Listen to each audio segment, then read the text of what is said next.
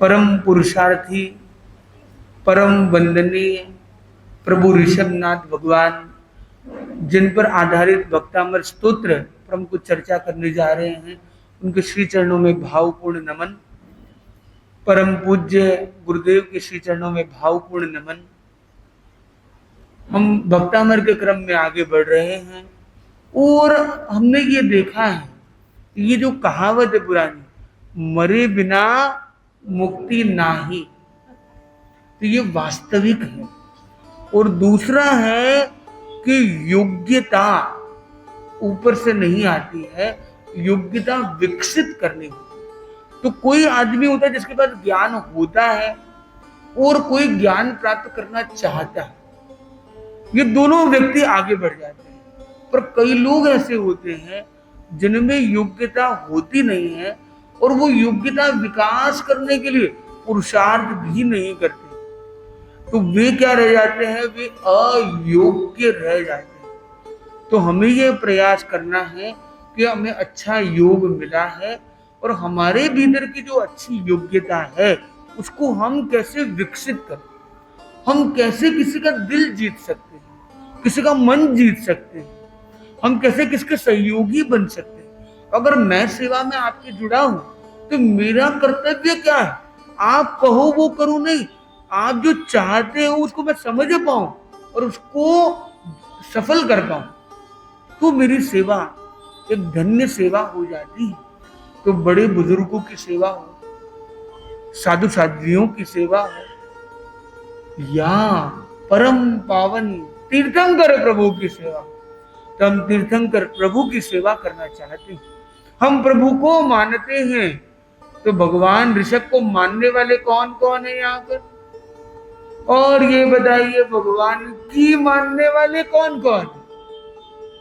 तो भगवान की मानने वाले हैं वे इस स्तुति के लिए परम योग्य बन पाते हैं। जो भगवान को मानते हैं वो केवल एक फॉर्मेलिटी करते हैं, वो भक्ति बहुत ऊपर ही रह जाती है। पर वास्तविक भक्ति जब आती है तब आपका दर्शन का बल, भीतर के सम्यक दर्शन का बल सुदृढ़ बन जाता है। भक्ति का मतलब ये नहीं है कि आप प्रशंसा करो, आप केवल ये बोलो अरे भगवान तो आप ऐसे हो, अरे भगवान आप तो वैसे हो, वो भक्ति नहीं है। भक्ति का सही अर्थ है गुणों की समझ होना, गुणों का उत्कीर्तन करना, गुण को मुक्त कंठ से फील करना। तो आपके अंदर वो वाइब्रेशन आ गई कि भगवान आपके अंदर ऐसी क्वालिटी थी, ओ हो भगवान, इट टच्ड माय हार्ट, मेरे दिलों तक चला गया, दिल और मस्तिष्क में एकदम छा गया आपके वो पावन गुण। अध्यात्म के आप पावन सुमेरु हैं, इतनी ऊंचाई आपके अंदर, वो ऊंचाई को मैं फील कर रहा हूं, केवल शब्दों में नहीं कह रहा हूं, मेरे भाव पहले आ रहे, शब्द बाद में आ रहे। तो आचार्य मानतुंग के अंदर तीर्थंकर प्रभु की भक्ति का भाव पहले आया या पहले उन्होंने श्लोक बनाया, तो पहले भाव आया, फिर उन्होंने उन भावों को, भावों से उनका मन जो है उनके प्रति एकदम निष्ठामय हो गया, लीन हो गया, और उनके मन को वाणी ने कुछ शब्द का पहनावा दिया। वो दिल जो था उसने दिमाग को संदेश दिया कि ऐसी सघन सुगढ़ शब्द संयोजना से उनके प्रति मैं भक्ति करूं। तो पहले वो भावों में आया, फिर मन तक गया, मन का फिर वो वाणी को रूप लिया, और उस वाणी का ऐसा स्पर्श हुआ कि ताले भी टूट गए, बंधन भी खुल गए। आज हमारे जो है ना, देखो उनके तो 48 तालों की बात आती है, कहीं 52 तालों की बात आती है, हमारे कितने, हमारे जो भव भव के ये बंधन, कितने ही ताले हैं, कितनी समस्याएं, कितने ही उपद्रव हैं, कितने ही दुख दर्द दरिद्र कठिनाइयां हैं, उन सब को भव भव के उन तालों को, ताले मतलब बंधन, उन भव भव के बंधन को तोड़ने वाला ये परम पावन स्तोत्र का हमें ये सुपावन अवसर मिला। इस अवसर का हमें पूरा लाभ लेना। तो ये बताऊं कि बड़े भक्तामर याद होना चाहिए, उसका संगीत या उसका गाना ज्यादा इंपॉर्टेंट है, उसके शब्द ज्यादा इंपॉर्टेंट है या उसमें मन की लीनता इंपॉर्टेंट है या भावों का वो आरोहण इंपॉर्टेंट है? इंपॉर्टेंट क्या है? तो भावों के आरोहण तक पहुंचने के लिए मन को नियोजित करना होगा। मन को नियोजित करने के लिए वाणी के स्पंदन को जोड़ना होगा और वाणी के स्पंदन को जोड़ने के लिए उसकी लय को सीखना होगा। उसकी लय को सीखने के लिए उसके उच्चारण को शुद्ध बनाना होगा।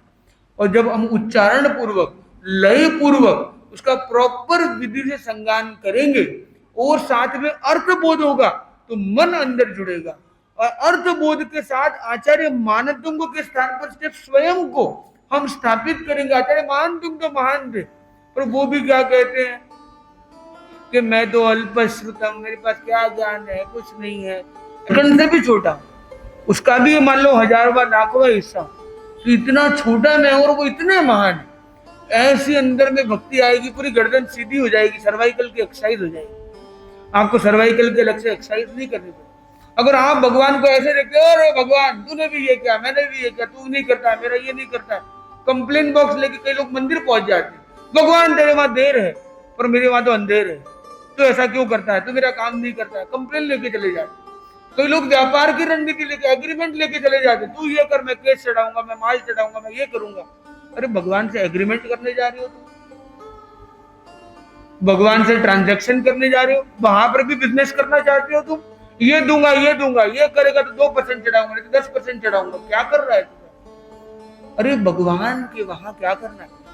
तो भगवान तुम्हारे अंदर है, कुछ ध्यान लगा कर देखो तो।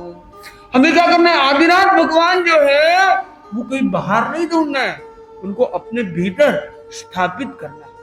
तो आज हम एक प्रयोग करने जा रहे हैं जिसके माध्यम से ये जो पूरे भक्तामृत का हम क्रम कर रहे हैं उसको हम किस तरह से करें जिससे भक्तामृत का पूरा लाभ हमें मिले।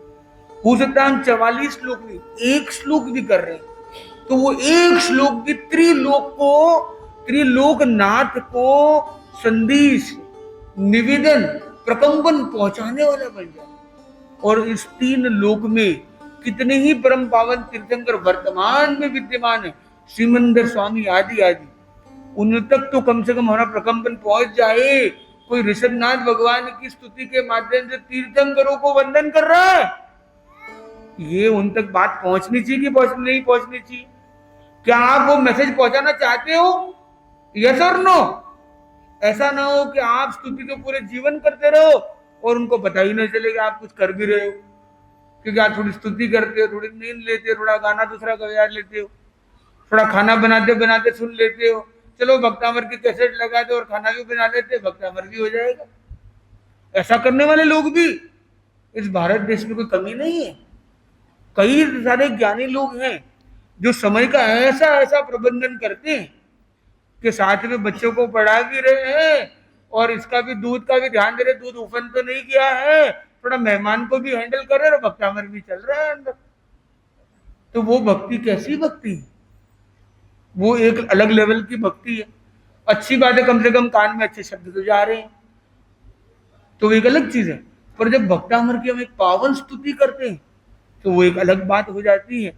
तो वो स्तुति के भाव के साथ जुड़ने के लिए हम एक छोटा सा प्रयोग करेंगे, क्योंकि आज समय की सीमा है। हम अनेक श्लोकों का संगान न करते हुए श्लोकों का संगान की प्रक्रिया क्या है उससे जुड़ने के लिए गर्दन और कमर सीधी रहे, शरीर स्थिर, मन शांत, आंखें कोमलता से बंद करें, लंबा गहरा श्वास ले।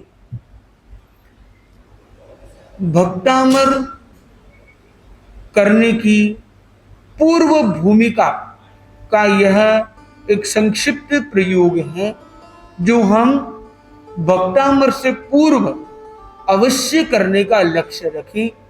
पूर्ण भक्तामर हो या कुछ चयनित श्लोकों का संगान हो, उससे पूर्व अवश्य हम यह संक्षिप्त प्रयोग करें जिससे भक्तामर में हमारी लीनता जुड़े।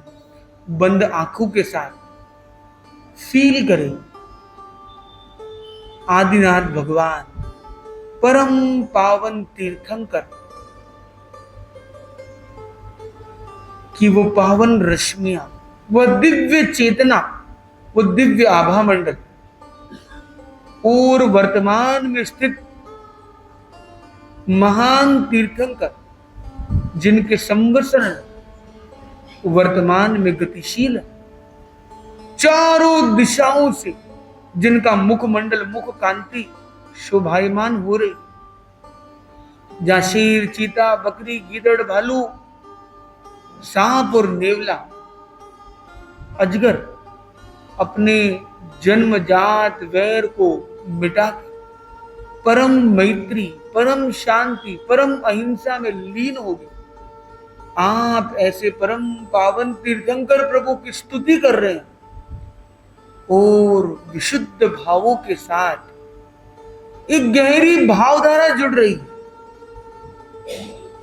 परम पावन तीर्थंकर आदिनाथ भगवान जो अब सिद्ध शिला में विराजमान है, सिद्ध शिला से ऊपर स्थित है, परम शुद्ध आत्म स्वरूप में लीन है।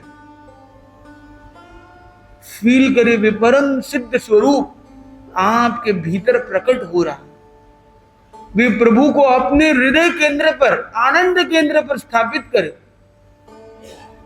लंबा गहरा श्वास ले और फील करे तीर्थंकर भगवान की वो पावन ज्योति, वे परम ज्योति के रूप में स्थित सिद्ध शिला से ऊपर विराजमान ऋषभनाथ भगवान का जीव आपके आनंद केंद्र में स्थापित हो रही। फील करे अब आदिनाथ भगवान आपके हृदय के स्थल पर, आनंद केंद्र में, और फील करे वे तीर्थंकर आपके हृदय से जुड़ गए और भीतर में एक बड़ी आनंद की भावना के साथ, बड़े आनंद के स्राव के साथ और बड़े भाव विभोर क्रम के साथ आप उनकी परम पावन प्रभु की स्तुति कर रहे हैं। और जैसे ही उनके गुणों को आप देख रहे हैं, शब्द की सीमा पर आपके भाव असीम बनते जा रहे हैं। भावों ही भावों में उनसे आपका तार जुड़ गया है, उनसे मानो संवाद और एक सेतु बन गया और अब उनका आशीर्वाद मिल रहा है। आपके भव भव में भ्रमण कराने वाले, भव भव से बंधे हुए जन्मों जन्मों के ये कर्म बंधन, कर्म दलित मिट रहे हैं। दलित पाप तमो वितानम, ये जो कर्म दलित है वे समाप्त हो रहे हैं, वे नष्ट हो रहे हैं। जैसे जैसे उनकी पावन स्तुति का भाव आपके अंदर गहरा लीनता में जा रहा है, वैसे वैसे वो आत्म प्रकाश, भीतर के अंदर स्थित शुद्ध स्वरूपी आत्मा का प्रकाश और फैल रहा है। फील करें आपकी पूरी ये जो चेतना है एकदम दिव्य हो गई है, परम आनंदमय, परम प्रकाशमय हो रही है।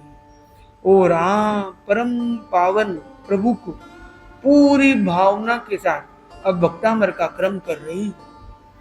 भक्तामर प्रणत मौलि मणि अभाण मोद्योतकं दलित पापतमो वितानम सम्यक् प्रणम्य जिन पाद कम युगादा वालंबनम भवजले पतितां जनानां।